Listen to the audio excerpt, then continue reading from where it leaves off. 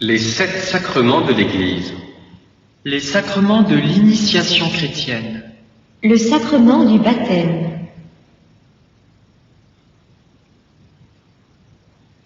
L'initiation chrétienne s'accomplit par l'ensemble de 3 sacrements. Le baptême, qui est le début de la vie nouvelle, la confirmation, qui en est l'affermissement, et l'Eucharistie, qui nourrit le disciple avec le corps et le sang du Christ, en vue de sa transformation en lui. Allez donc, de toutes les nations, faites des disciples, les baptisant au nom du Père et du Fils et du Saint-Esprit, et leur apprenant à observer tout ce que je vous ai prescrit. Le baptême constitue la naissance à la vie nouvelle dans le Christ. Selon la volonté du Seigneur, il est nécessaire pour le salut, comme l'Église elle-même à laquelle introduit le baptême. Le rite essentiel du baptême consiste à plonger dans l'eau le candidat ou à verser de l'eau sur sa tête en prononçant l'invocation de la très sainte Trinité, c'est-à-dire du Père, du Fils et du Saint-Esprit. Le fruit du baptême ou grâce baptismale est une réalité riche qui comporte la rémission du péché originel et de tous les péchés personnels, la naissance à la vie nouvelle par laquelle l'homme devient fils adoptif du Père, membre du Christ, temple du Saint-Esprit. Par le fait même, le baptisé est incorporé à l'Église, corps du Christ, et rendu participant du sacerdoce du Christ. Le baptême imprime dans l'âme un signe spirituel indélébile, le caractère, qui consacre le baptisé au culte de la religion chrétienne. En raison du caractère, le baptême ne peut pas être réitéré. Ceux qui subissent la mort à cause de la foi, les catéchumènes et tous les hommes qui, sous l'impulsion de la grâce, sans connaître l'Église, cherchent sincèrement Dieu et s'efforcent d'accomplir sa volonté, sont sauvés, même s'ils n'ont pas reçu le baptême. Depuis les temps les plus anciens, le baptême est administré aux enfants, car il est une grâce et un don de Dieu qui ne suppose pas des mérites humains. Les enfants sont baptisés dans la foi de l'Église. L'entrée dans la vie chrétienne donne accès à la vraie liberté. Quant aux enfants morts sans baptême, la liturgie de l'Église nous invite à avoir confiance en la miséricorde divine et à prier pour leur salut. En cas de nécessité, toute personne peut baptiser, pourvu qu'elle ait l'intention de faire ce que fait l'Église et qu'elle verse de l'eau sur la tête du candidat en disant « Je te baptise au nom du Père et du Fils et du Saint-Esprit ». Le sacrement de la confirmation. Apprenant que la Samarie avait accueilli la parole de Dieu, les apôtres qui étaient à Jérusalem y envoyèrent Pierre et Jean. Ceux-ci descendirent donc chez les Samaritains et prièrent pour eux, afin que l'Esprit Saint leur fût donné, car ils n'étaient encore tombés sur aucun d'eux. Ils avaient seulement été baptisés au nom du Seigneur Jésus. Alors Pierre et Jean se mirent à leur imposer les mains, et ils recevaient l'Esprit Saint. La confirmation parfait la grâce baptismale. Elle est le sacrement qui donne l'Esprit Saint pour nous enraciner plus profondément dans la filiation divine, nous incorporer plus fermement au Christ, rendre plus solide notre lien avec l'Église, nous associer davantage à sa mission et nous aider à rendre témoignage de la foi chrétienne par la parole accompagnée des œuvres. La confirmation, comme le baptême, imprime dans l'âme du chrétien un signe spirituel ou caractère indélébile. C'est pourquoi on ne peut recevoir ce sacrement qu'une seule fois dans la vie. En Orient, ce sacrement est administré immédiatement après le baptême. Il est suivi de la participation à l'Eucharistie, tradition qui met en relief l'unité des 3 sacrements de l'initiation chrétienne. Dans l'Église latine, on administre ce sacrement lorsque l'âge de raison est atteint et on en réserve ordinairement la célébration à l'évêque, signifiant ainsi que ce sacrement affermit le lien ecclésial. Un candidat pour la confirmation qui a atteint l'âge de raison doit professer la foi, être en état de grâce, avoir l'intention de recevoir le sacrement et être préparé à assumer son rôle de disciple et de témoin du Christ dans la communauté ecclésiale et dans les affaires temporelles. Le rite essentiel de la confirmation est l'onction avec le Saint-Crème sur le front du baptisé, en oriant également sur d'autres organes des sens, avec l'imposition de la main du ministre et les paroles « reçoit la marque du don de l'Esprit Saint » dans le rite romain, « sceau du don de l'Esprit Saint » dans le rite byzantin. Lorsque la confirmation est célébrée séparément du baptême, son lien avec le baptême est exprimé entre autres par le renouvellement des engagements baptismaux. La célébration de la confirmation au cours de l'Eucharistie contribue à souligner l'unité des sacrements de l'initiation chrétienne. Le sacrement de l'Eucharistie. Jésus dit : « Je suis le pain vivant, descendu du ciel. Qui mangera ce pain vivra à jamais. Qui mange ma chair et boit mon sang a la vie éternelle. Il demeure en moi et moi en lui. » L'Eucharistie est le cœur et le sommet de la vie de l'Église, car en elle, le Christ associe son Église et tous ses membres à son sacrifice de louange et d'action de grâce, offert une fois pour toutes sur la croix à son Père. Par ce sacrifice, il répand les grâces du salut sur son corps, qui est l'Église. La célébration eucharistique comporte toujours la proclamation de la parole de Dieu, l'action de grâce à Dieu le Père pour tous ses bienfaits, surtout pour le don de son Fils, la consécration du pain et du vin, et la participation au banquet liturgique par la réception du corps et du sang du Seigneur. Ces éléments constituent un seul et même acte de culte. L'Eucharistie est le mémorial de la Pâque du Christ, c'est-à-dire de l'œuvre du salut accomplie par la vie, la mort et la résurrection du Christ, œuvre rendue présente par l'action liturgique. C'est le Christ lui-même, grand prêtre éternel de la nouvelle alliance, qui, agissant par le ministère des prêtres, offre le sacrifice eucharistique.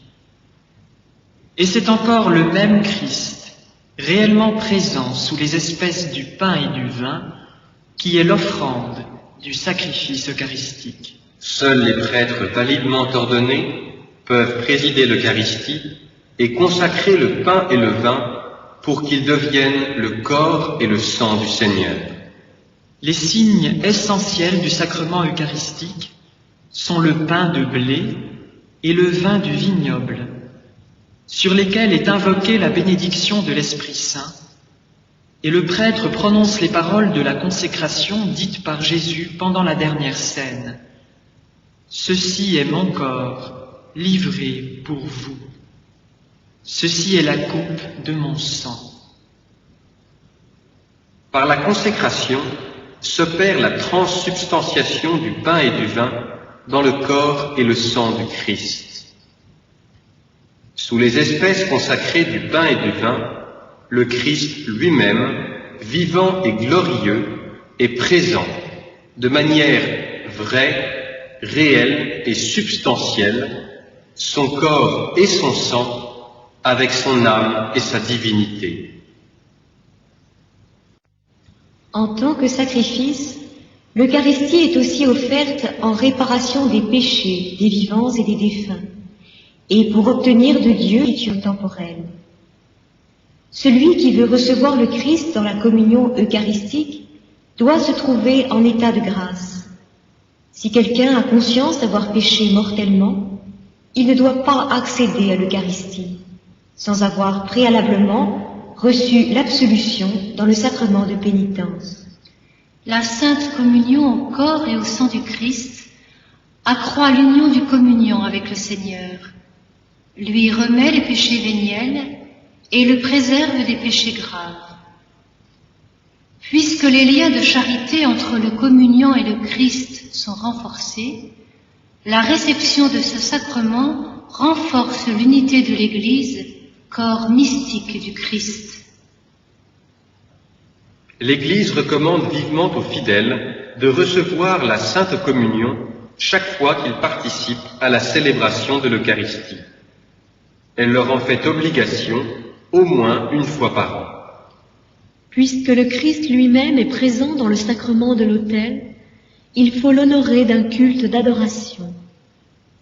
La visite au très saint sacrement est une preuve de gratitude, un signe d'amour et un devoir d'adoration envers le Christ, notre Seigneur.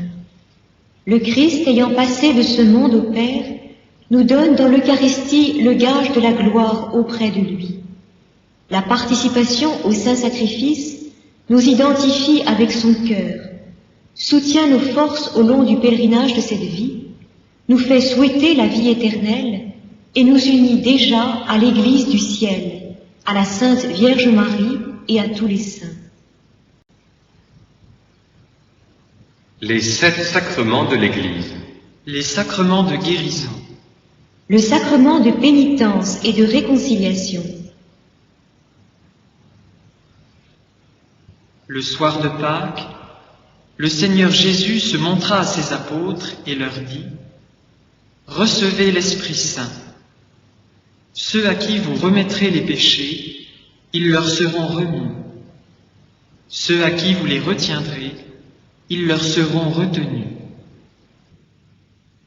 Le péché.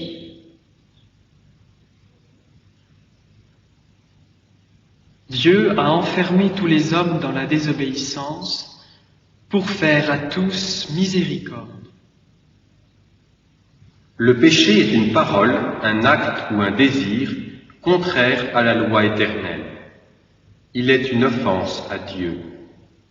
Il se dresse contre Dieu dans une désobéissance contraire à l'obéissance du Christ. Le péché est un acte contraire à la raison. Il blesse la nature de l'homme et porte atteinte à la solidarité humaine. La racine de tous les péchés est dans le cœur de l'homme. Leurs espèces et leur gravité se mesurent principalement selon leur objet.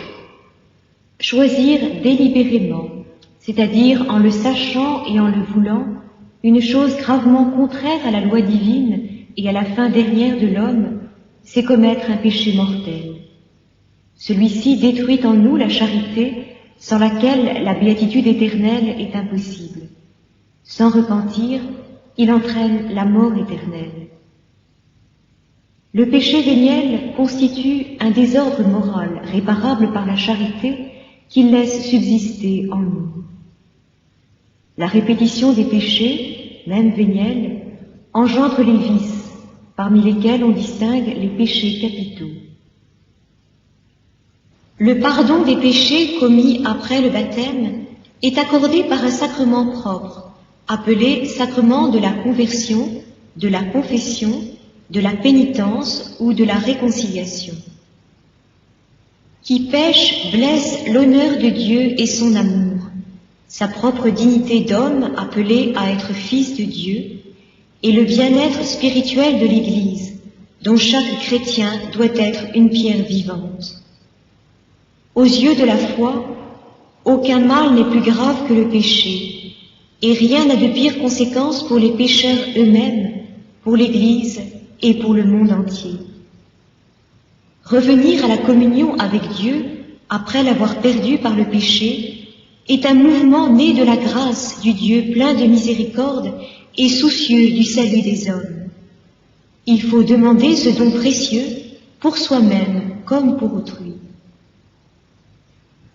Le mouvement de retour à Dieu, appelé conversion et repentir, implique une douleur et une aversion vis-à-vis des péchés commis, et le propos ferme de ne plus pécher à l'avenir. La conversion touche donc le passé et l'avenir. Elle se nourrit de l'espérance en la miséricorde divine. Le sacrement de la pénitence est constitué par l'ensemble des 3 actes posés par le pénitent et par l'absolution du prêtre. Les actes du pénitent sont le repentir, la confession ou manifestation des péchés au prêtre et le propos d'accomplir la réparation et les œuvres de réparation. Le repentir, appelé aussi contrition, doit être inspiré par des motifs qui relèvent de la foi. Si le repentir est conçu par amour de charité envers Dieu, on le dit parfait. S'il est fondé sur d'autres motifs, on l'appelle imparfait. Celui qui veut obtenir la réconciliation avec Dieu et avec l'Église doit confesser au prêtre tous les péchés graves qu'il n'a pas encore confessés et dont il se souvient après avoir examiné soigneusement sa conscience. Sans être en soi nécessaire, la confession des fautes vénielles est néanmoins vivement recommandée par l'Église. Le confesseur propose au pénitent l'accomplissement de certains actes de satisfaction ou de pénitence en vue de réparer le dommage causé par le péché et de rétablir les habitudes propres aux disciples du Christ. Seuls les prêtres qui ont reçu de l'autorité de l'Église la faculté d'absoudre peuvent pardonner les péchés au nom du Christ. Les effets spirituels du sacrement de pénitence sont la réconciliation avec Dieu par laquelle le pénitent recouvre la grâce, la réconciliation avec l'Église, la remise de la peine éternelle encourue par les péchés mortels, la remise, au moins en partie, des peines temporelles suite du péché, la paix et la sérénité de la conscience et la consolation spirituelle, l'accroissement des forces spirituelles pour le combat chrétien. La confession individuelle et intégrale des péchés graves, suivie de l'absolution, demeure le seul moyen ordinaire pour la réconciliation avec Dieu et avec l'Église. Par les indulgences, les fidèles peuvent obtenir pour eux-mêmes et aussi pour les âmes du purgatoire la rémission des peines temporelles suite des péchés. L'onction des malades. Quelqu'un parmi vous est-il malade? Qu'il appelle les presbytres de l'Église et qu'il prie sur lui, après l'avoir oint d'huile au nom du Seigneur. La prière de la foi sauvera le patient et le Seigneur le relèvera. S'il a commis des péchés, ils lui seront remis.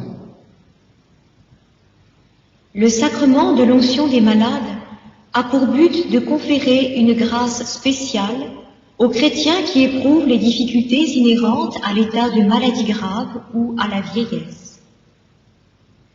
Le temps opportun pour recevoir la sainte onction est certainement arrivé lorsque le fidèle commence à se trouver en danger de mort pour cause de maladie ou de vieillesse. Chaque fois qu'un chrétien tombe gravement malade, il peut recevoir la sainte onction. De même, lorsque, après l'avoir reçue, la maladie s'aggrave. Seuls les prêtres, presbytres et évêques peuvent donner le sacrement de l'onction des malades. Pour le conférer, ils emploient de l'huile bénite par l'évêque ou, au besoin, par le presbytre célébrant lui-même.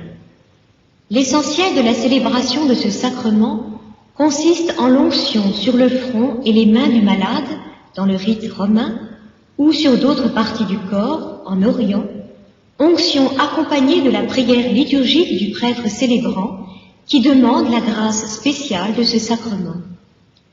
La grâce spéciale du sacrement de l'onction des malades a comme effet l'union du malade à la passion du Christ pour son bien et pour celui de toute l'Église, le réconfort, la paix et le courage pour supporter chrétiennement les souffrances de la maladie ou de la vieillesse, le pardon des péchés si le malade n'a pas pu l'obtenir par le sacrement de la pénitence, le rétablissement de la santé si cela convient au salut spirituel, la préparation au passage à la vie éternelle. Les 7 sacrements de l'Église. Les sacrements du service de la communion. Le sacrement de l'ordre. Saint Paul dit à son disciple Timothée, « Je t'invite à raviver le don que Dieu a déposé en toi par l'imposition de mes mains. Et celui qui aspire à la charge d'évêque désire une noble fonction. » À Tite, il disait, « Si je t'ai laissé en Crète, c'est pour y achever l'organisation et pour établir dans chaque ville des presbytres, conformément à mes instructions. Toute l'Église est un peuple sacerdotal. Grâce au baptême, tous les fidèles participent au sacerdoce du Christ. Cette participation s'appelle sacerdoce commun des fidèles. Sur sa base et à son service, existe une autre participation à la mission du Christ, celle du ministère, conférée par le sacrement de l'ordre, dont la tâche est de servir au nom et en la personne du Christ tête, au milieu de la communauté. Le sacerdoce ministériel diffère essentiellement du sacerdoce commun des fidèles parce qu'il confère un pouvoir sacré pour le service des fidèles. Les ministres ordonnés exercent leur service auprès du peuple de Dieu par l'enseignement, le culte divin et par le gouvernement pastoral. Depuis les origines, le ministère ordonné a été conféré et exercé à 3 degrés, celui des évêques, celui des presbytres et celui des diacres. Les ministères conférés par l'ordination sont irremplaçables pour la structure organique de l'Église. Sans l'évêque, les presbytres et les diacres, on ne peut parler d'Église. L'évêque reçoit la plénitude du sacrement de l'ordre, qu'il insère dans le collège épiscopal et fait de lui le chef visible de l'Église particulière qui lui est confiée. Les évêques, en tant que successeurs des apôtres et membres du collège, ont part à la responsabilité apostolique et à la mission de toute l'Église sous l'autorité du pape, successeur de Saint Pierre. Les presbytres sont unis aux évêques dans la dignité sacerdotale et en même temps dépendent d'eux dans l'exercice de leur fonction pastorale. Ils sont appelés à être les coopérateurs avisés des évêques. Ils forment autour de leur évêque le presbytérium qui porte avec lui la responsabilité de l'Église particulière. Ils reçoivent de l'évêque la charge d'une communauté paroissiale ou d'une fonction ecclésiale déterminée. Les diacres sont des ministres ordonnés pour les tâches de service de l'Église. Ils ne reçoivent pas le sacerdoce ministériel, mais l'ordination leur confère des fonctions importantes dans le ministère de la parole, du culte divin, du gouvernement pastoral et du service de la charité, tâches qu'ils doivent accomplir sous l'autorité pastorale de leur évêque. Le sacrement de l'ordre est conféré par l'imposition des mains, suivie d'une prière consécratoire solennelle, qui demande à Dieu pour l'ordinant les grâces du Saint-Esprit requises pour son ministère. L'ordination imprime un caractère sacramentel indélébile. L'Église confère le sacrement de l'ordre seulement à des hommes baptisés dont les aptitudes pour l'exercice du ministère ont été dûment reconnues. C'est à l'autorité de l'Église que revient la responsabilité et le droit d'appeler quelqu'un à recevoir les ordres. Dans l'Église latine, le sacrement de l'ordre pour le presbytérat n'est conféré normalement qu'à des candidats qui sont prêts à embrasser librement le célibat et qui manifestent publiquement leur volonté de le garder pour l'amour du royaume de Dieu et du service des hommes. Il revient aux évêques de conférer le sacrement de l'ordre dans les 3 degrés. Le sacrement du mariage. Saint Paul dit « Marie, aimez vos femmes comme le Christ a aimé l'Église. Ce mystère est de grande portée. Je veux dire qu'il s'applique au Christ et à l'Église. » L'alliance matrimoniale, par laquelle un homme et une femme constituent entre eux une intime communauté de vie et d'amour, a été fondée et dotée de ses lois propres par le Créateur. De par sa nature, elle est ordonnée au bien des conjoints, ainsi qu'à la génération et à l'éducation des enfants. Elle a été élevée entre baptisés par le Christ Seigneur à la dignité de sacrement. Le sacrement du mariage signifie l'union du Christ et de l'Église. Il donne aux époux la grâce de s'aimer de l'amour dont le Christ a aimé son Église. La grâce du sacrement perfectionne ainsi l'amour humain des époux, affermit leur unité indissoluble et les sanctifie sur le chemin de la vie éternelle. Le mariage se fonde sur le consentement des contractants, c'est-à-dire sur la volonté de se donner mutuellement et définitivement dans le but de vivre une alliance d'amour fidèle et féconde. Puisque le mariage établit les conjoints dans un état public de vie dans l'Église, il convient que sa célébration soit publique, dans le cadre d'une célébration liturgique, devant le prêtre ou le témoin qualifié de l'Église, les témoins et l'assemblée des fidèles. L'unité, l'indissolubilité et l'ouverture à la fécondité sont essentiels au mariage. La polygamie est incompatible avec l'unité du mariage. Le divorce sépare ce que Dieu a uni. Le refus de la fécondité détourne la vie conjugale de son don le plus excellent, l'enfant. Le remariage des divorcés, du vivant du conjoint légitime, contrevient au dessein et à la loi de Dieu enseignée par le Christ. Ils ne sont pas séparés de l'Église, mais ils ne peuvent accéder à la communion eucharistique. Ils mèneront leur vie chrétienne, notamment en éduquant leurs enfants dans la foi. Le foyer chrétien est le lieu où les enfants reçoivent la première annonce de la foi. Voilà pourquoi la maison familiale est appelée à bon droit l'Église domestique, communauté de grâce et de prière, école des vertus humaines et de la charité chrétienne. Les autres célébrations liturgiques. Les sacramentaux. On appelle sacramentaux les signes sacrés institués par l'Église, dont le but est de préparer les hommes à recevoir le fruit des sacrements et de sanctifier les différentes circonstances de la vie. Parmi les sacramentaux, les bénédictions occupent une place importante. Elles comportent à la fois la louange de Dieu pour ses œuvres et ses dons.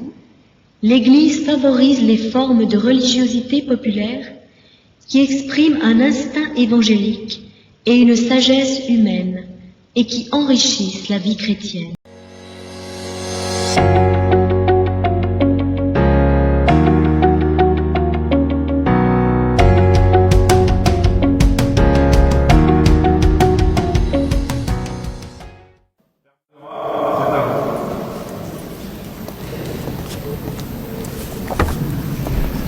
Bonsoir.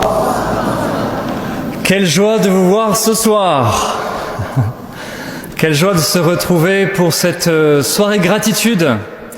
Alors pour ceux qui ont suivi le parcours de l'année dernière, il n'y aura rien de nouveau. Ce sera un rappel, un résumé, un condensé des 4 rencontres de l'année dernière. Mais cela permettra à ceux qui nous rejoignent ce soir d'embrayer sur les autres soirées, parce que nous aurons ensuite 2 autres thèmes très passionnants sur la gratitude dans les paroles et la communication. Ce sera la semaine prochaine. Et la gratitude dans la société d'hyperconsommation. Voilà, ce sera dans 2 semaines. Voilà des thèmes qui nous rappellent en fait que voilà, nous sommes faits pour la louange, pour la joie, pour la gratitude. Et si vous n'avez pas fait le parcours de l'année dernière, vous retrouverez cela sur Internet, sur le site de la paroisse d'hier, www.paroisse-hier.com, sur la page d'accueil. Vous retrouvez toutes les vidéos de l'année dernière, elles sont disponibles. Et celles que nous allons avoir, vous les retrouverez également par Internet. Vous pourrez écouter ce que nous faisons ce soir. Est-ce que vous allez bien? Voilà. Alors, bravo et bienvenue d'être là ce soir. Bravo, bravo, bravo encore une fois. Ce parcours de la gratitude a été lancé l'année dernière et tout le monde se demandait qu'est-ce que la gratitude? Quel est l'intérêt de parler de ce mot? On ne le connaît pas, on ne l'utilise pas beaucoup. Et j'ai beaucoup aimé le Père Gilles qui disait « La gratitude, c'est la bonne attitude. La gratitude, c'est la bonne attitude. C'est celle qui permet de voir les choses différemment. » Nous sommes dans une société un peu, en France en particulier, où l'on râle beaucoup. On voit parfois même les choses de manière négative, d'abord parce qu'elles le sont, il y a des choses qui ne vont pas, mais aussi parce que notre cœur n'arrive pas à voir les petites lumières, les petites étincelles de notre existence, parce que malgré les difficultés, malgré l'obscurité, dans la nuit, quand on lève le ciel, il y a toujours un peu de lumière dans le ciel. La gratitude, c'est d'apprendre à voir ça, ces petites lumières, ou ces grandes lumières, ces petits cadeaux, ou ces grands cadeaux que la vie peut nous faire. Alors, la gratitude, pour nous, dans une église, il y a 2 raisons de l'étudier. La première, c'est que la gratitude a des effets stupéfiants. La gratitude a des effets stupéfiants, des bienfaits, comme un feu d'artifice sur notre corps, sur nos relations, sur notre psychisme et même sur notre vie spirituelle, sur notre relation à Dieu. Et la gratitude, c'est aussi, je le rappelle, au cœur de la foi chrétienne. Lorsque l'on vient dans une église, à la messe, le mot messe se dit aussi Eucharistie.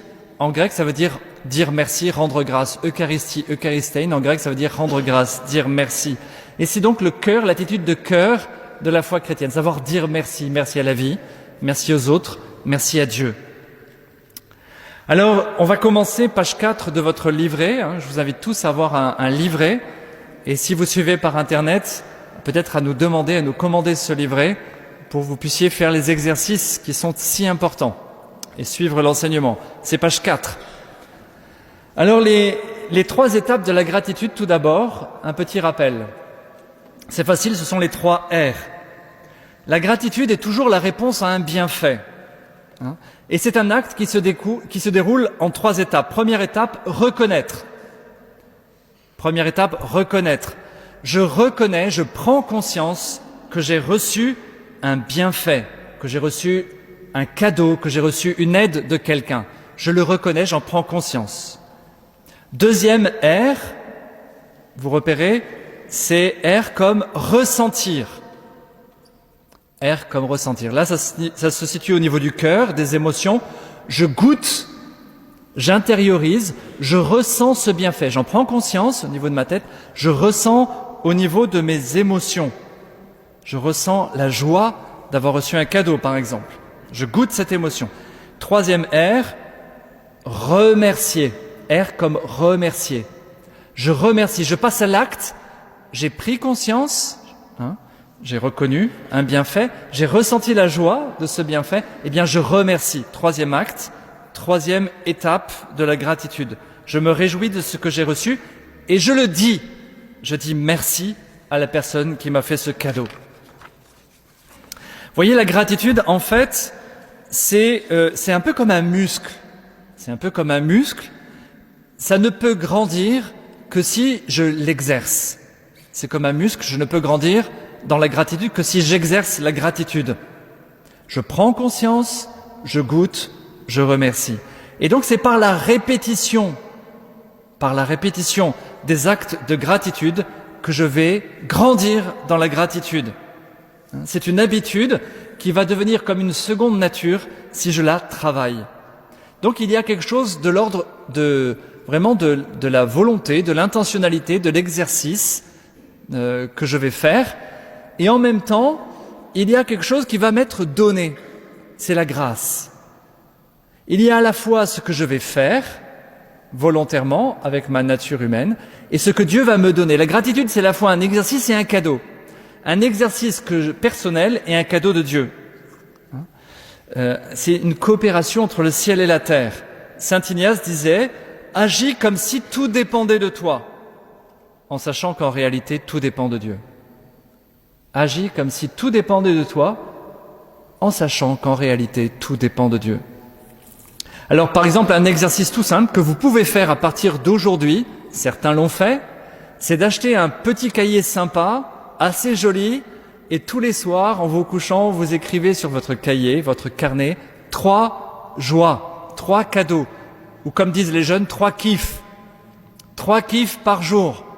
3 kiffs à noter chaque jour. Quels sont les kiffs? Quelles sont les petites étoiles, les petits cadeaux, les petites merveilles de ma journée? J'espère que vous en avez. Il faut apprendre à les repérer, les noter pour pouvoir remercier. Alors on va tout de suite laisser la parole à Johanna qui va nous proposer un exercice.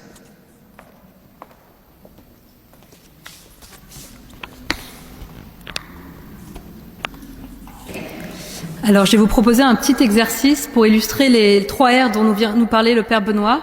Donc reconnaître, ressentir et remercier. Donc cet exercice va consister à se souvenir d'un moment où on a été heureux, un moment de bonheur, et de remercier pour cela. Je vais vous guider pendant cet exercice et je vous inviterai à vous asseoir confortablement, à fermer vos yeux et puis à respirer pour commencer. Voilà, si vous n'êtes pas à l'aise avec cette démarche, il n'y a pas de souci, vous pouvez rester comme vous êtes, c'est parfait. Je voulais aussi vous dire que parfois dans nos vies, on a des choses difficiles à porter, on peut avoir des regrets, et que malgré ça, on a le droit d'être dans la gratitude, et que nous avons besoin de faire ce chemin vers la gratitude. Dieu nous aime comme nous sommes, et c'est parfait comme nous sommes. Donc on va demander à Mickaël de nous jouer un fond musical pour nous permettre de nous mettre dans une attitude intérieure plus calme. Et puis je vais vous inviter à vous asseoir confortablement dans vos bancs pour que vous soyez à l'aise. Voilà, je vous invite maintenant à fermer les yeux pour ceux qui le souhaitent. Et puis on va pouvoir respirer profondément. Puis souffler profondément.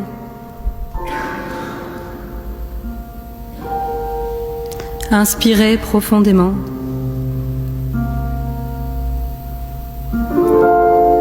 Soufflez profondément.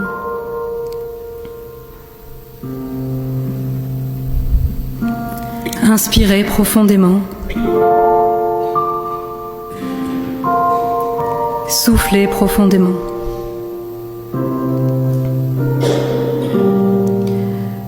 Maintenant, j'essaye de me rappeler d'un moment de ma vie qui a été extraordinaire.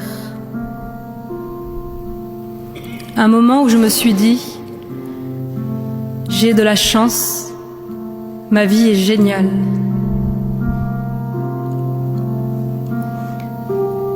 Cela peut être une promenade dans la nature, un événement familial, un moment partagé avec des amis, une réussite professionnelle.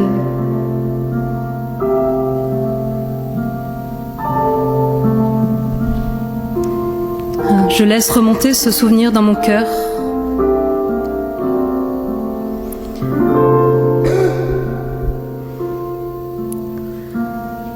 Je peux me souvenir de là où j'étais, le lieu, les couleurs,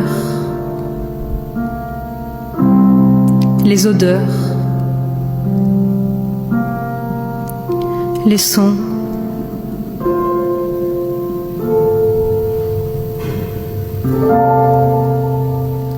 Je peux aussi me souvenir des personnes qui étaient avec moi.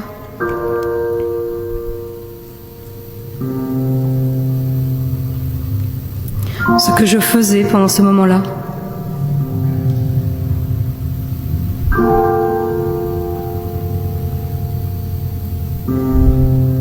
Qu'est-ce qui a fait que ce moment a été extraordinaire ?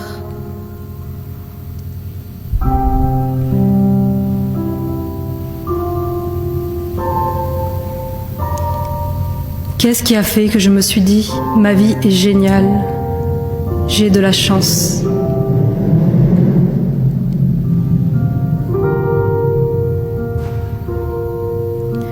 Je peux me demander quel sentiment j'avais dans mon cœur à ce moment-là.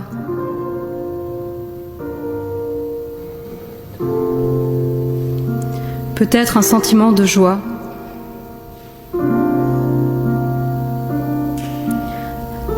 Un sentiment d'émerveillement.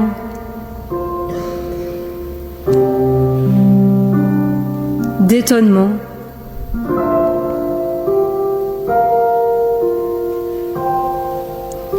Peut-être que c'était de la gratitude.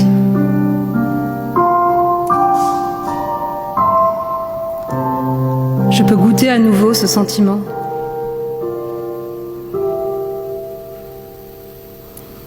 Et je peux dire merci.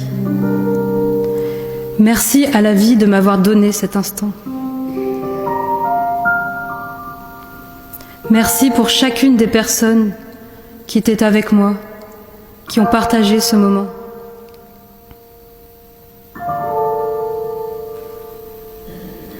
Oui, merci.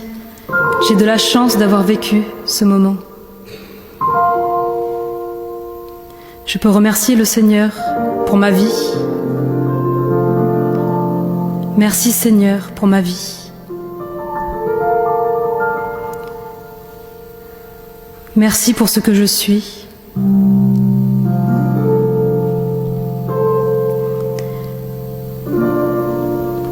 Merci pour cet instant que tu m'as donné de vivre.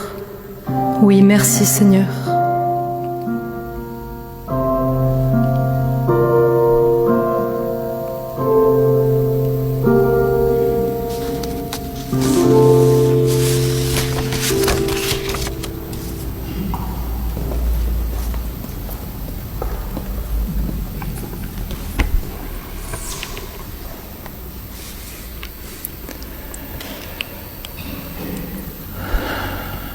Ça va?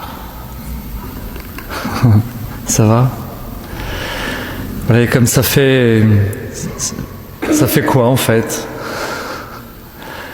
Ça fait quoi? Je pense que pour plusieurs ça fait du bien, hein, de se poser, de méditer, si vous avez pu entrer dans cet exercice, peut-être que ça a été plus difficile pour d'autres, peu importe, c'est pas grave. Voilà, rentrer dans ce type d'exercice, c'est pas pour se regarder le nombril, c'est pour faire vraiment ce que j'ai dit, prendre conscience, goûter et remercier. Hein, voilà, reconnaître, hein, rendre grâce. Mais voilà, ces exercices qu'on vous invite en fait à faire pendant toute la semaine. Hein, vous regarderez tous les exercices qui se trouvent dans votre livret à partir de la page 9 jusqu'à la page 12. Alors, une semaine ne suffira pas, mais vous pourrez continuer après à faire ces exercices.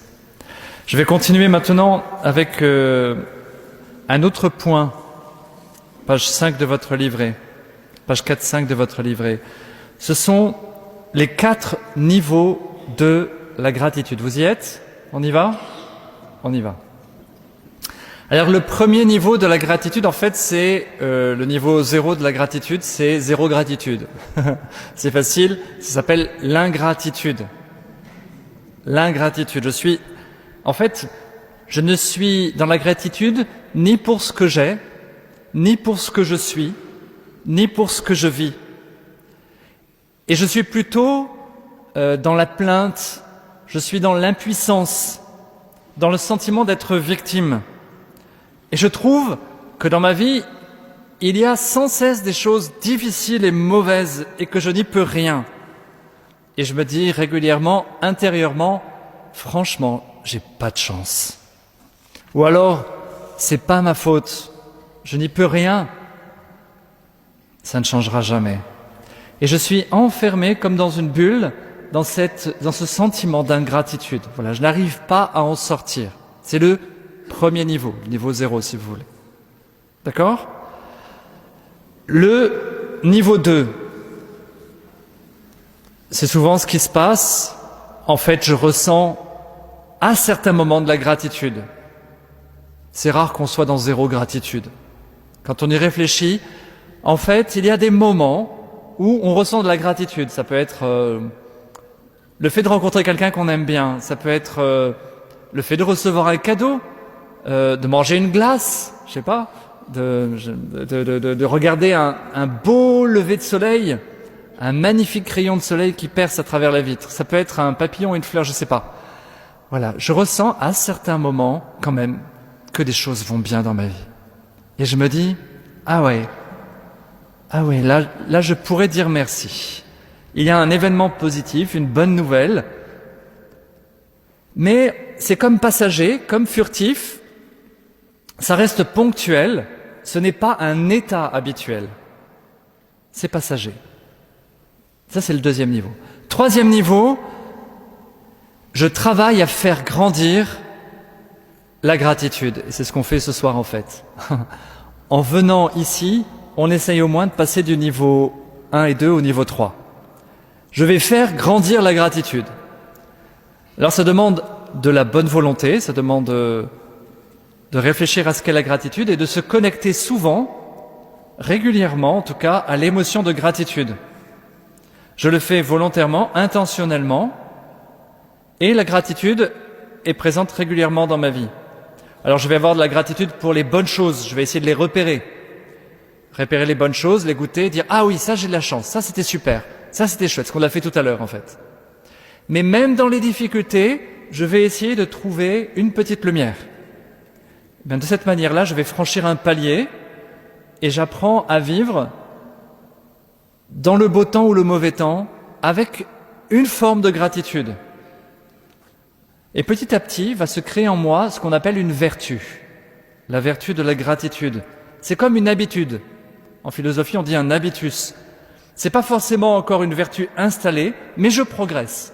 Malgré les difficultés. C'est pas forcément spontané et facile, ça peut être difficile, mais je progresse et je veux progresser. Franchement, c'est ce que vous faites ce soir. Et c'est ce qu'on va faire pendant ces semaines-là. Quatrième niveau, eh bien la gratitude est comme une seconde nature. Elle est installée dans ma vie. La vertu de gratitude est installée dans ma vie. Eh bien, ça devient quelque chose d'habituel. Lorsque je rencontre une joie, et même lorsque je rencontre une difficulté, je sais, j'arrive à dire merci, à rendre grâce, à voir ce qui va. Et même les difficultés, je peux les voir comme des opportunités. Et je passe de la gratitude conditionnelle, c'est-à-dire je suis dans la gratitude quand tout va bien, à la gratitude inconditionnelle, c'est-à-dire indépendamment de ce qui m'arrive. Cela devient un véritable trait de caractère, une caractéristique de ma personnalité.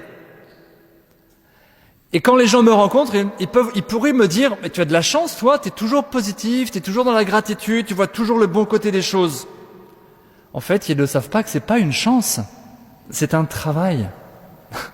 C'est un travail avec la grâce de Dieu. Je me suis entraîné et j'ai demandé à Dieu de m'aider. Peu à peu, la gratitude devient plus facile. J'ai moins d'efforts à faire pour maintenir en moi l'attitude de gratitude. Alors je peux, en fait, ce quatrième palier, progresser jusqu'à la fin de mes jours et jusque dans l'éternité. Parce que, en fait, dans la gratitude, on peut toujours progresser. Même quand c'est devenu une habitude, même quand c'est devenu une seconde nature, je peux progresser comment ? Je peux progresser, par exemple, dans la rapidité. La rapidité à entrer dans la gratitude. Voilà.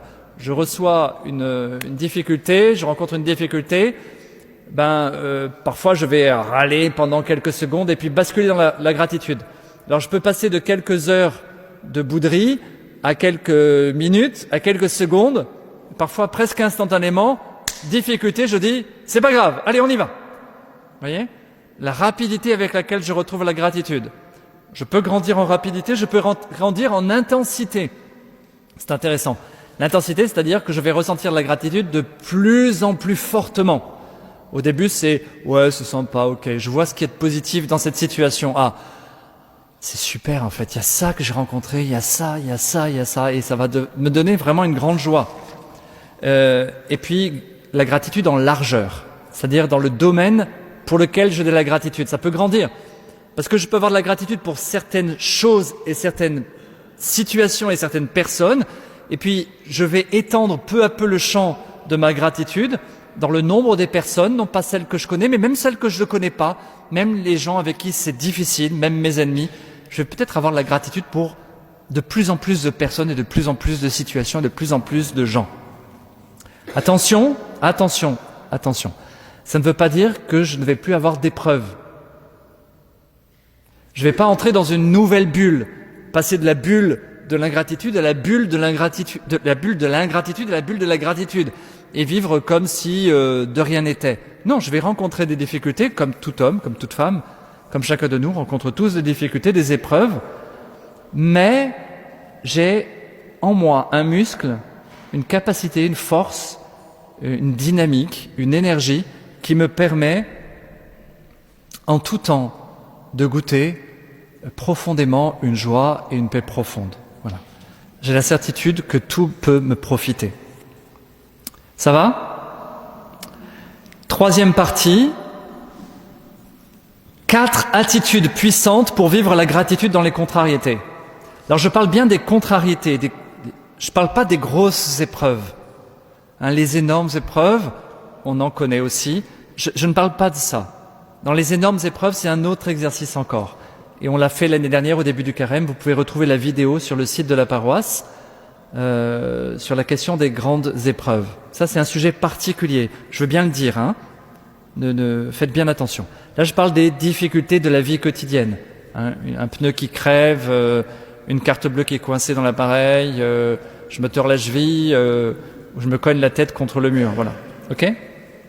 Alors, je vous propose 4 C. 4 C.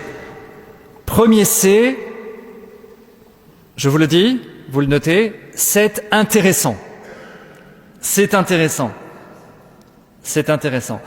Lorsqu'il m'arrive quelque chose, par exemple, je casse la clé dans la serrure. Je casse la clé dans la serrure et je suis bloqué devant la porte. Spontanément, je vais râler. Je vais dire « Oh non, Vous voyez ? Mierda ! Encore raté, caramba ! Comment je vais faire maintenant ? C'est malin. Tu vas faire quoi maintenant ? Je sais pas quoi faire. Et puis j'ai pas de double. Et puis il y a personne dans la maison. Et puis je vois tout ce qui va pas et j'accumule les trucs. Et puis si je casse la clé du point de vue de la gratitude, je casse la clé dans la serrure, je pourrais me dire tiens, c'est intéressant. Tiens, c'est intéressant. Vous voyez, je change mon vocabulaire. J'utilise un vocabulaire différent et décalé pour m'aider à ne pas râler, à ne pas me dire encore j'ai la poisse, encore une tuile, ça tombe toujours sur moi, j'ai pas de chance, c'est toujours la même histoire, il n'y a qu'à moi que ça arrive, etc. Je le savais bien. Par exemple, tiens, c'est intéressant, ma voiture ne démarre pas.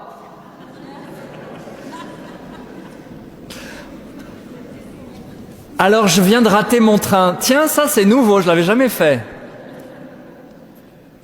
Une personne qui m'énerve. Comme c'est fascinant la manière qu'elle a de m'énerver.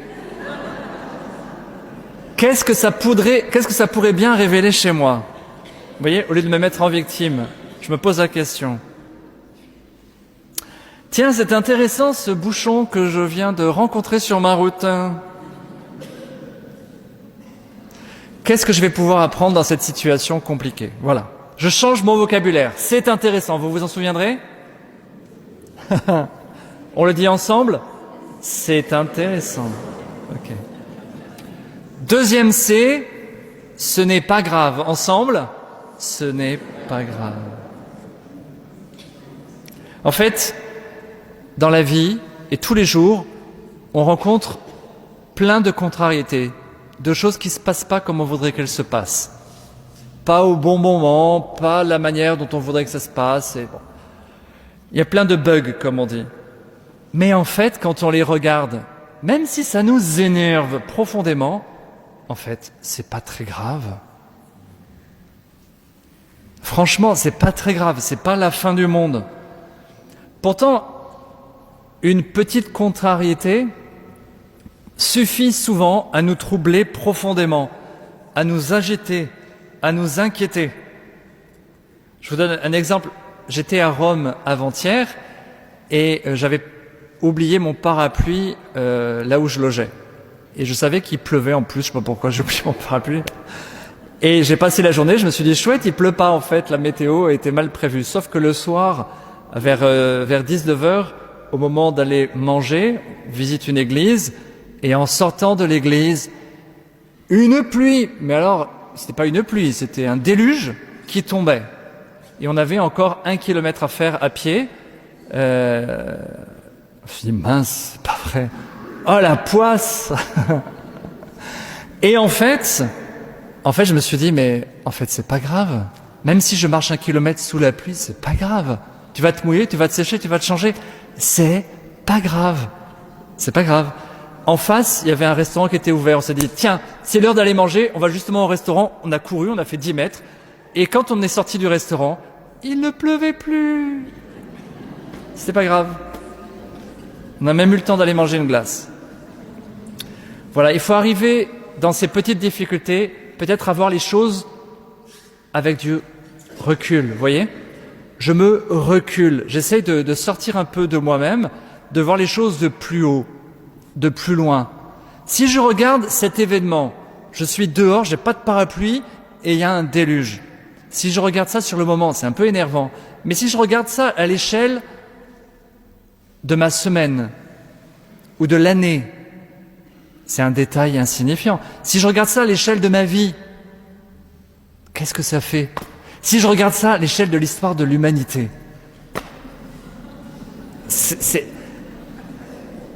mais c'est rien, c'est pas grave. On le redit ensemble ? C'est pas grave. C'est pas grave.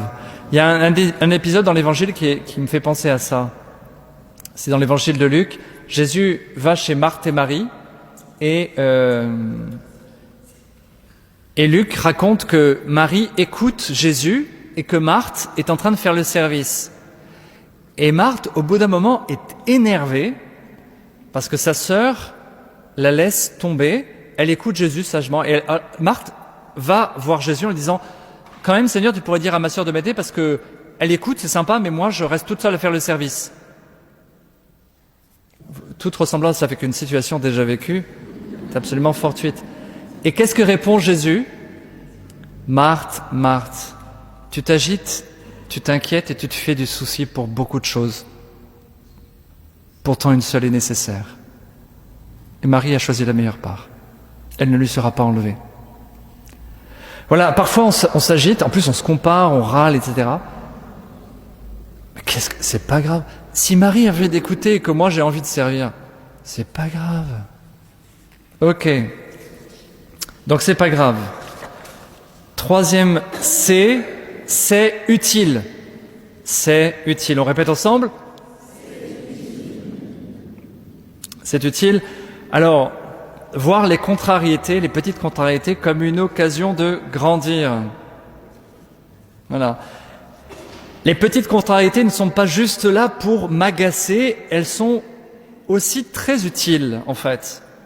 Elles m'apprennent à progresser, à me dépasser, à m'exercer à la gratitude, m'exercer à la patience, m'exercer à l'humilité, m'exercer au partage, à la louange, à la joie. Elles sont un entraînement du point de vue de la vertu de gratitude pour pouvoir affronter plus tard de plus grandes épreuves, un peu comme la musculation. Je vous donne un exemple. J'étais il y a quelques semaines en Israël avec un pèlerinage. Et j'ai fait 2 pèlerinages l'un à la suite de l'autre. Et à la fin du premier pèlerinage, je ne le ressentais pas, mais j'étais crevé, j'étais épuisé. Et dans le matin du dernier jour, je monte dans le bus et je me casse la figure sur la première marche. Je me suis fait mal au tibia, je remonte, je vais chercher mes affaires, je redescends, certains étaient avec moi, ils me disent « Mais père, qu'est-ce qui vous arrive? Il y a du sang partout !» Alors en fait, moi j'étais pas rendu compte, en fait je m'étais vraiment fracassé le tibia et comme je sentais pas ma fatigue, je voulais aller de l'avant et en fait je saignais. Mais vraiment, il y avait du sang partout dans le bus, il y en avait sur les marches, il y en avait par terre, etc.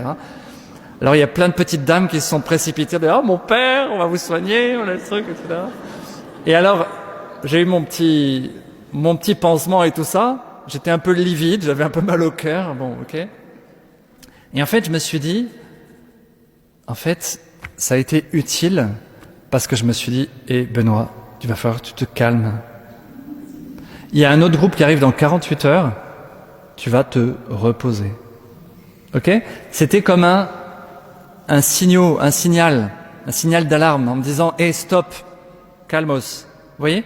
Comment une contrariété, c'est pénible quand même à la fin d'un pèlerinage, la veille d'un autre, de se faire mal avec des pansements, machin, il faut faire un truc. Mais c'est pas grave d'abord. Et puis c'est utile, ça m'a dit, stop, calmos, repose-toi, dors, et après tu verras.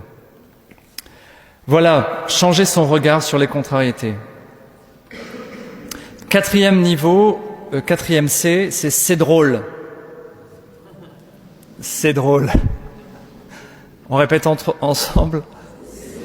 C'est drôle. En fait, nos histoires, parfois, celles que je viens de vous raconter, qui sont très contrariantes, deviennent parfois des histoires drôles, et parfois même nos meilleures histoires drôles. Alors là, je pourrais vous en raconter des milliers.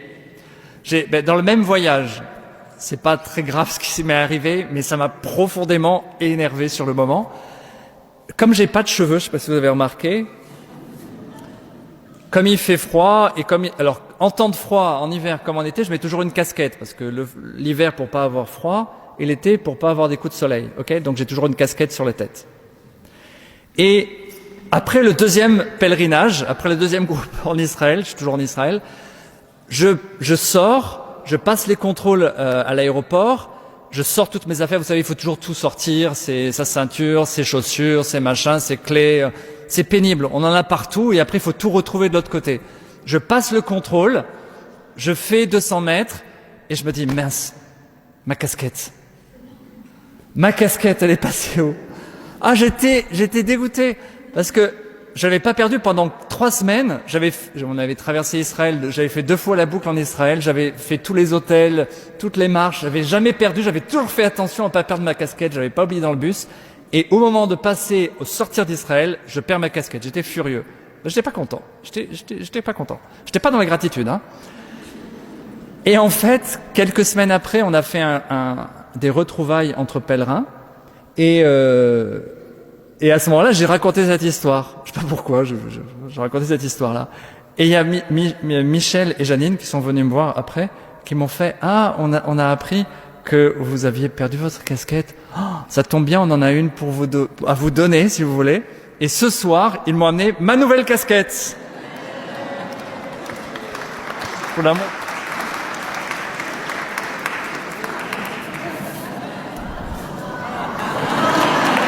Elle est pas belle, ma casquette?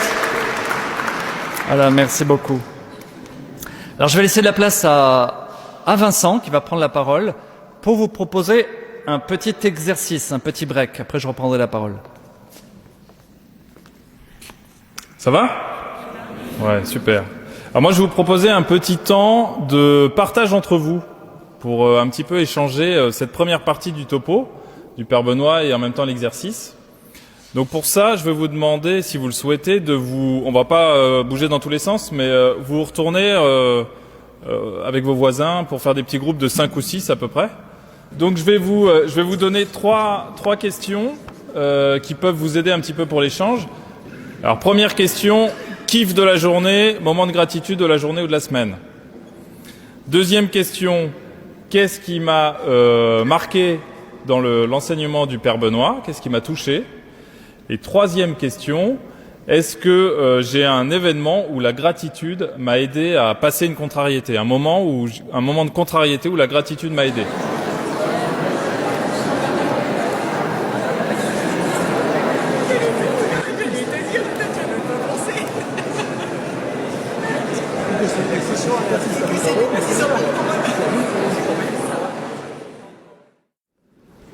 aborder la dernière partie pour cette soirée. Ce sont des rappels de l'année dernière et nous sommes page 6 du livret.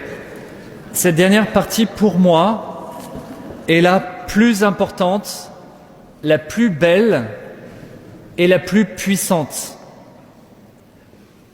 Je pense que là, on aborde un sujet qui nous fait vraiment travailler quelque chose de profond en nous-mêmes. C'est la gratitude vis-à-vis de soi-même. Grandir dans la gratitude vis-à-vis de soi. Je vais vous demander de répéter cette phrase. Je suis une merveille. Alors, il y en a qui ont eu du mal à le dire et d'autres qui l'ont dit en rigolant. Et quand je le dis en rigolant, c'est que j'y crois à moitié. Je suis une merveille.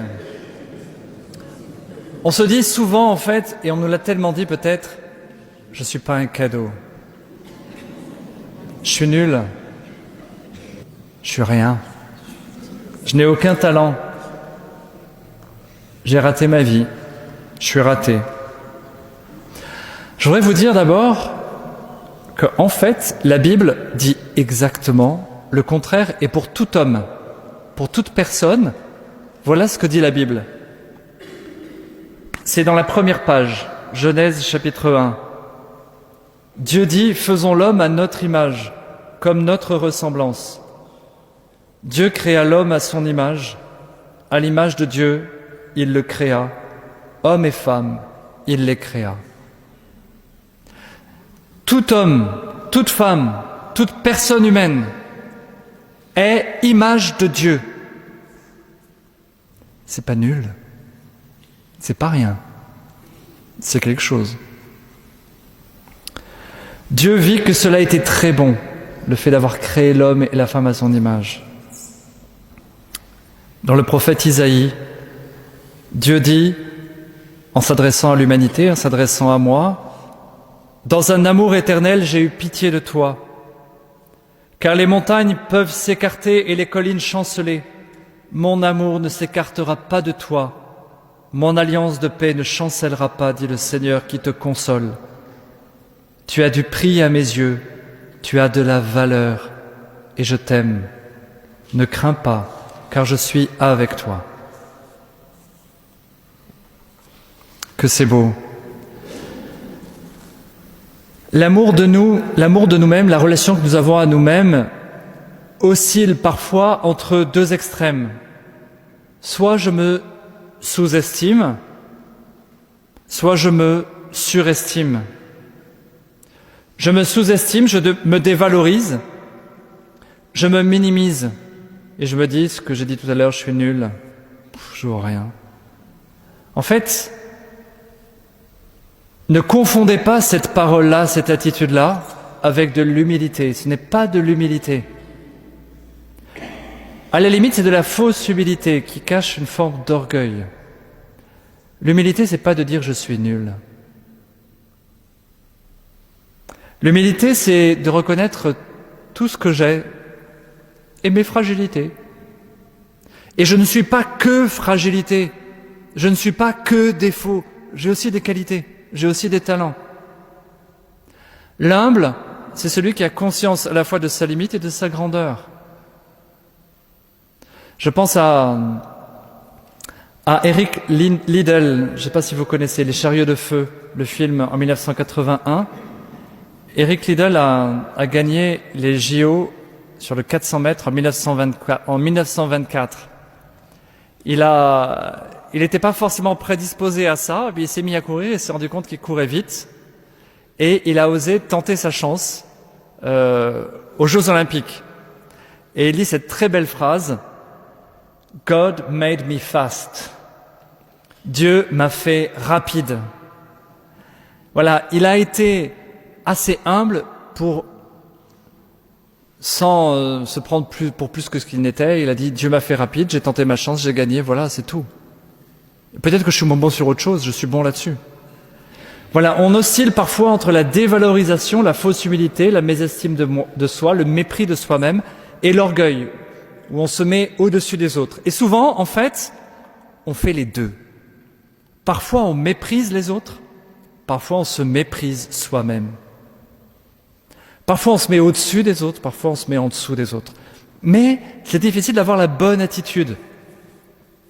Et d'avoir la bonne attitude, de savoir de s'émerveiller de tout ce que nous sommes, tout en acceptant nos limites et nos fragilités, eh bien, c'est une grâce et c'est un exercice de gratitude. La gratitude nous apprend à nous aimer nous-mêmes pour pouvoir aimer Dieu et aimer les autres. Et je ne peux pas, en fait, vraiment aimer les autres, ni aimer Dieu, si je ne m'aime pas moi-même. Aime ton prochain comme toi-même. Alors les 3 ennemis de la gratitude vis-à-vis de soi-même. On va entrer dans le combat. Le combat contre ce qui nous dévalorise, contre ce qui nous diminue. Le premier combat, la première chose à débusquer, c'est la comparaison. Ça c'est certain, la comparaison. Comparaison n'est pas raison. Parce que la comparaison mène soit à la jalousie, soit à l'orgueil. Elle nous focalise souvent sur ce qui nous manque, et cela nous empêche de voir ce que Dieu nous a donné, tous nos talents. On voudrait avoir ce que l'autre a et que nous n'avons pas. Parfois l'autre jalouse en nous ce que nous avons et ce qu'il n'a pas, alors que si chacun regardait ce qu'il a, on serait quand même vachement plus heureux.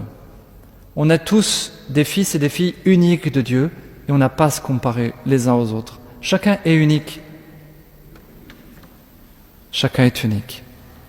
Deuxième chose à débusquer, à dénoncer, à repérer, ce sont les paroles négatives. Les paroles négatives.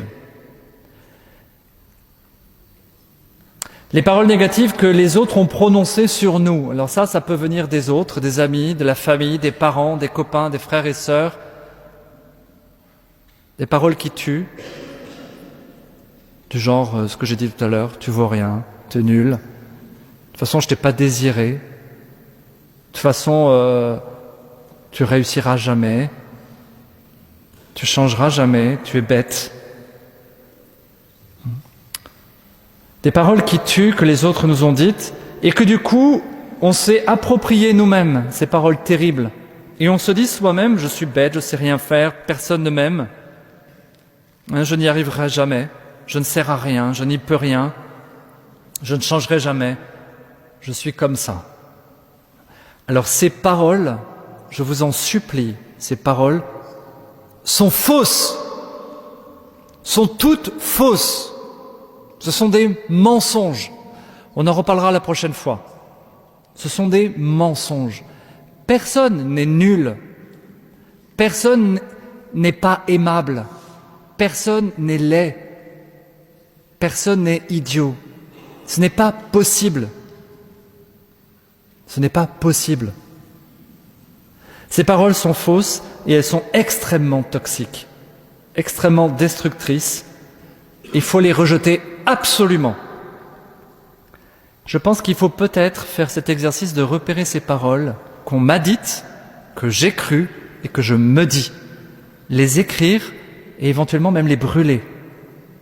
Les déposer aux pieds du Seigneur en disant « Voilà, libère-moi de ces paroles qui ne sont pas vraies et dont je veux me détacher. » Troisième ennemi de la gratitude vis-à-vis de soi-même, c'est une vision négative de mon histoire personnelle. Vision négative de mon histoire personnelle. Nous avons tous rencontré des difficultés dans notre vie, des épreuves. Et on passe de ces faits objectifs. Objectivement, j'ai vécu des épreuves, des séparations, des deuils, des maladies, des contrariétés, des accidents de la vie. On a tous vécu ça. Mais je passe de cela à une sorte de musique intérieure qui fait que je m'identifie à ces faits négatifs, ces difficultés, pour faire de moi une plainte perpétuelle, comme une musique de fond. De toute façon, tout va mal. De toute façon, ça marchera jamais. De toute façon, je suis dans l'échec permanent et je vais d'échec en échec. Vous voyez ces paroles qu'on se dit et on devient finalement victime, on n'arrive plus à prendre le dessus, on n'arrive plus à se relever. Et c'est pas parce que j'ai eu des deuils, que j'ai connu dans ma famille des séparations, de la violence, que j'ai raté mes études, que j'ai rencontré des addictions, la drogue ou l'alcool, que j'ai rencontré des mauvaises personnes entre guillemets, ou des personnes qui m'ont emmené sur un mauvais chemin, ce n'est pas pour ça que je n'ai pas de chance. C'est pas pour ça que Dieu ne m'a oublié. C'est pas pour ça que je n'ai pas de la valeur.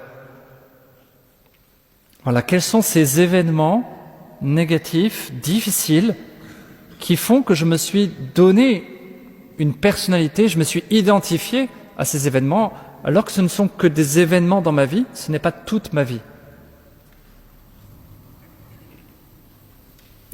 Troisième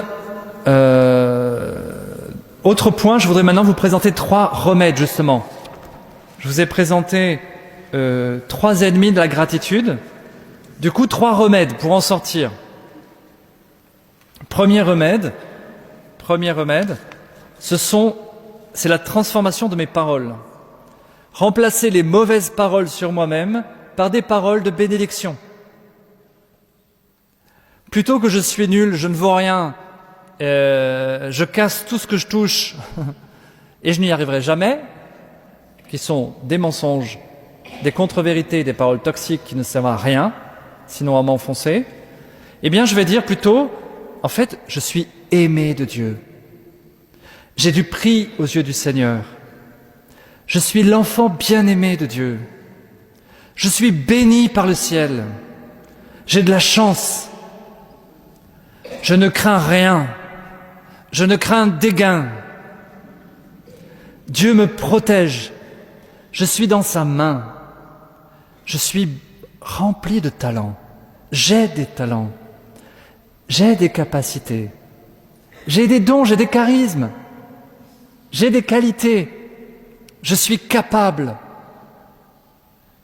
J'ai été désiré par Dieu. Si j'existe, vous savez que si vous existez, même si vos parents ne savaient pas qu'ils vous concevaient en vous concevant et que peut-être ils auraient voulu un garçon plutôt qu'une fille ou vice-versa, en fait, Dieu vous a voulu comme vous êtes. Dieu vous a voulu comme vous êtes. Et vous êtes même désiré par lui de toute éternité.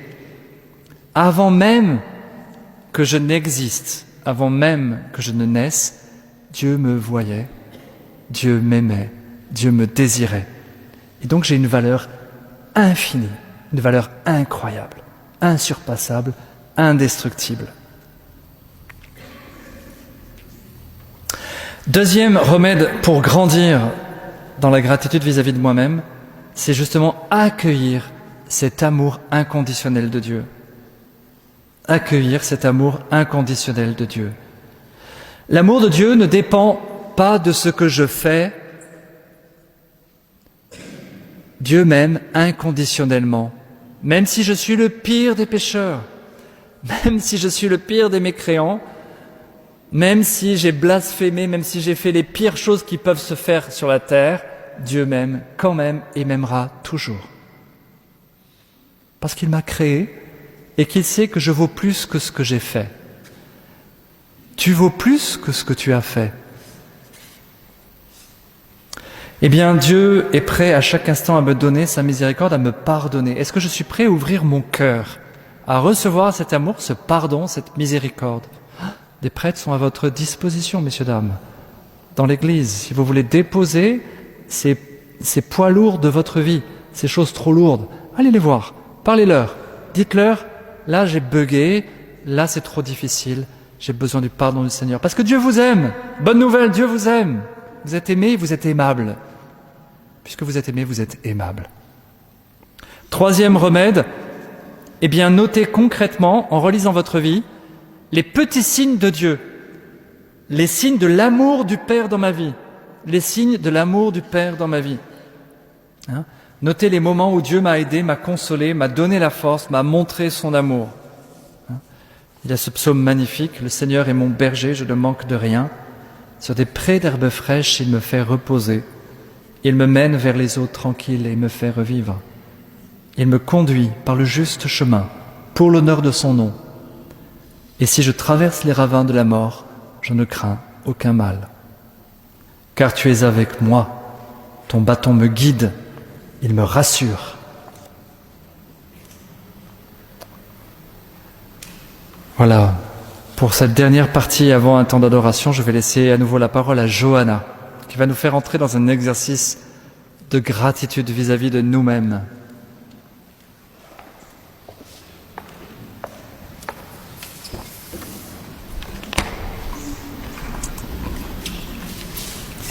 Voilà.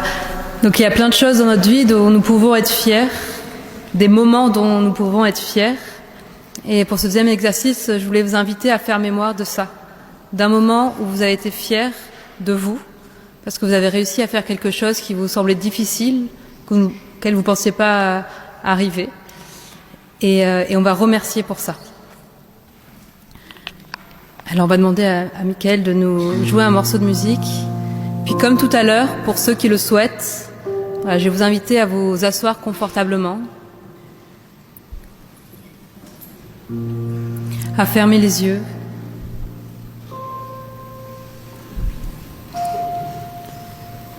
et à respirer profondément.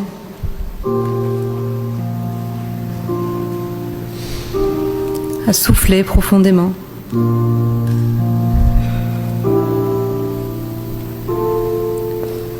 Inspirez profondément.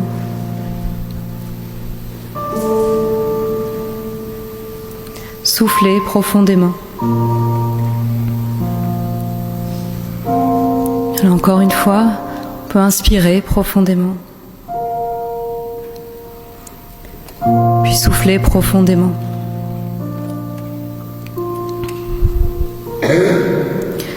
Maintenant, je peux faire revenir à mes mémoires un moment où j'ai fait quelque chose dont je suis fière.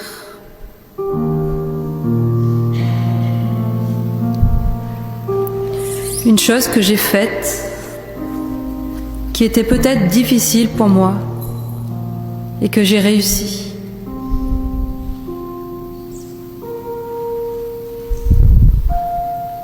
Je me souviens de cette chose. Je la laisse remonter dans mon cœur.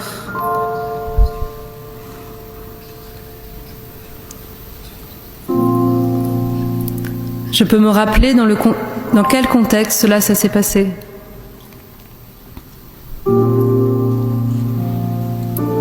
Où j'étais. Avec qui j'étais.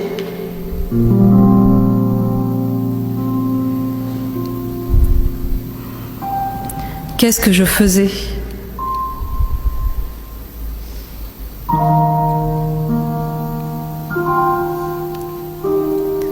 Comment ça s'est passé ?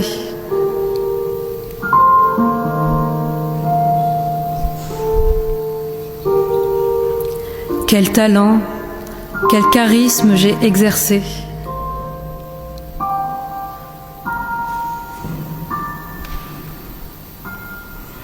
Je peux me demander pourquoi je suis fière de ça. Pourquoi je suis fière de moi ?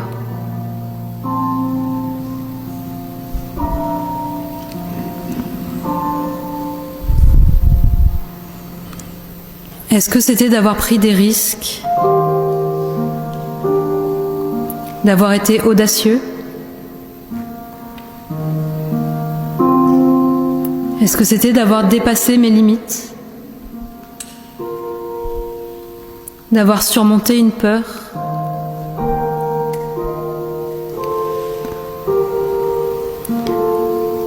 D'avoir atteint un objectif que je m'étais fixé ?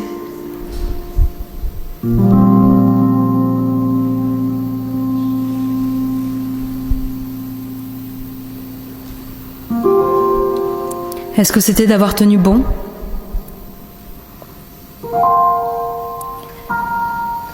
Peut-être que c'était d'ordre relationnel vis-à-vis de quelqu'un.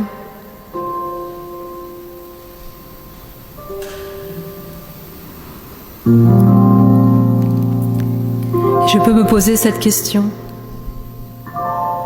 Quel était le sentiment qui habitait mon cœur à ce moment-là ?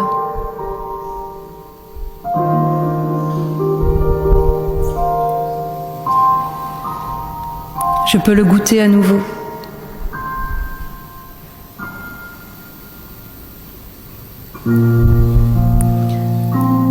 Je peux ressentir à présent un sentiment de fierté légitime, un sentiment de joie.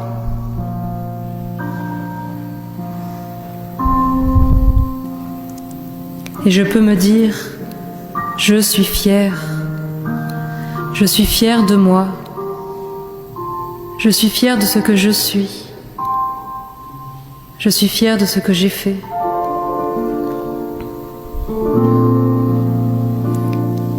Je suis fière d'avoir réussi cette chose difficile. Je suis fière d'avoir fait quelque chose de grand, quelque chose de beau, quelque chose de bon.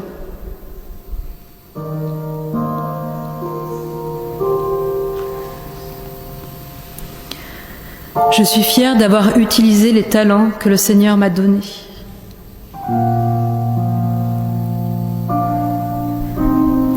Je suis fière d'avoir pu les mettre au service des autres.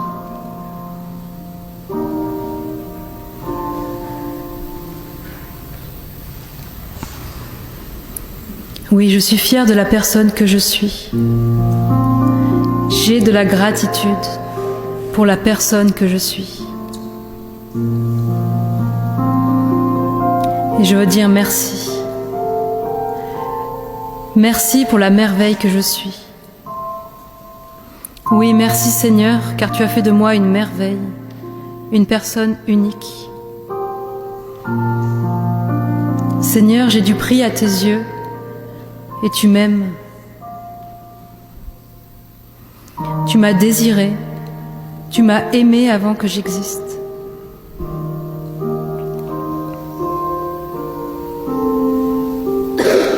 Merci Seigneur d'avoir confiance en moi et de me donner la chance de pouvoir faire des choses extraordinaires pour ce monde. Oui, merci Seigneur d'avoir déposé en moi des talents, des charismes.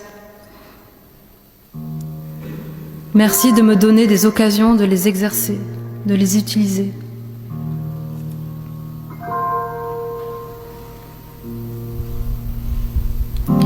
Merci Seigneur. Merci pour la merveille que je suis.